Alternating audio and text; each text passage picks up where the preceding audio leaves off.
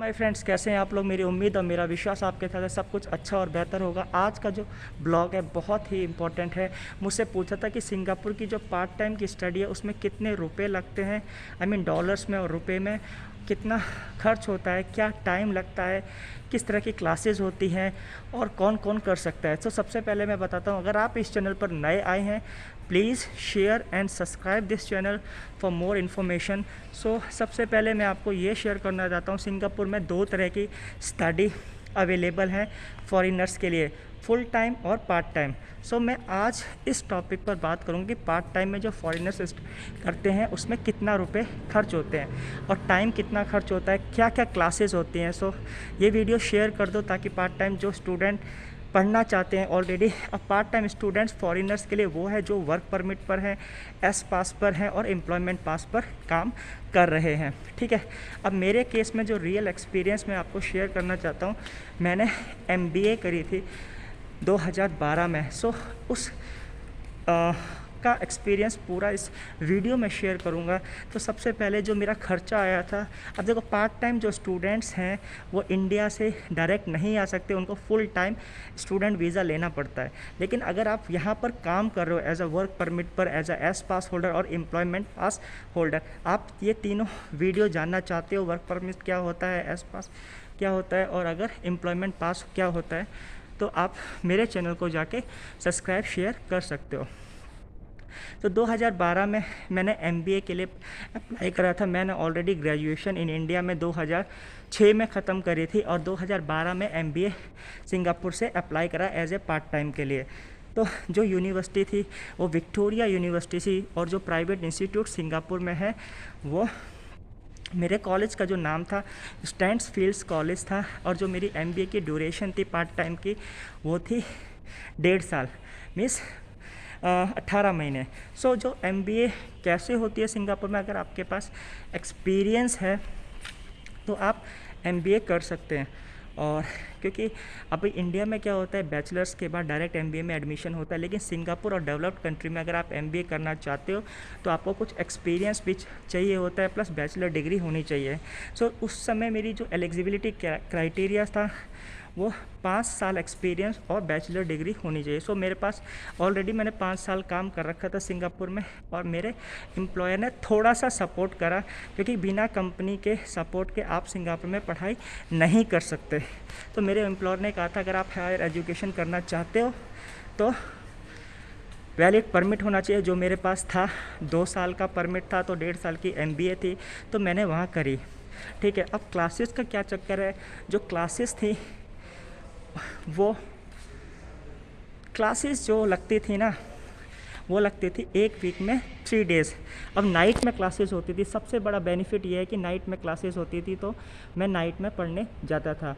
तो जैसे होटल और रेस्टोरेंट में मैं काम करता हूँ, जैसे मैंने आपको बताया, तो उसमें क्या था, 1.5 साल की जो पढ़ाई थी वीकली में 3 डेज़ की होती थी। तो मेरे एम्प्लॉयर ने विदाउट एम्प्लॉयर की सपोर्ट के आप पढ़ाई नहीं कर सकते एज ए पार्ट टाइम।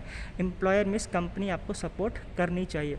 तो जो मेरी फ़ीस थी MBA की $28,000 थे। उसमें विक्टोरिया यूनिवर्सिटी जो प्राइवेट इंस्टीट्यूट इधर है एफिलेटेड, मीन्स विक्टोरिया यूनिवर्सिटी ने कुछ इंस्टीट्यूशन इधर थे, तो वहाँ से जाके मैंने MBA की एडमिशन लिया और $28,000 मैंने पे करे। अब जो कॉलेज की जो फ़ीस थी ना वो एक साथ नहीं करनी होती है, वो सेमेस्टर के हिसाब से करनी होती है, जैसे मैंने करी थी।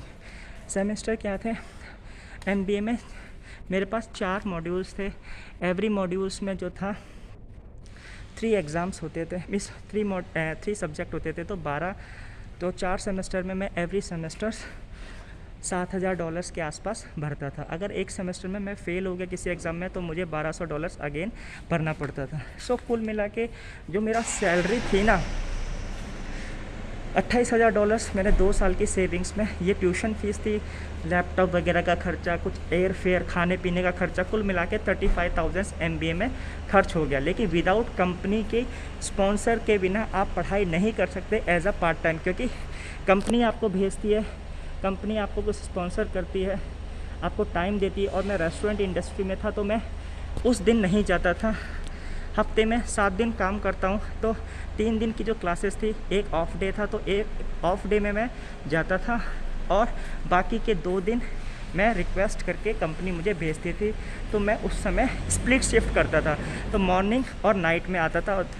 और जैसे नाइट में क्लासेस होती थी मेरी 7 बजे से 10 बजे तक, तो मैं मॉर्निंग शिफ्ट करता था, फिर नाइट में नहीं करता। इस तरह से मेरी पढ़ाई पूरी हुई।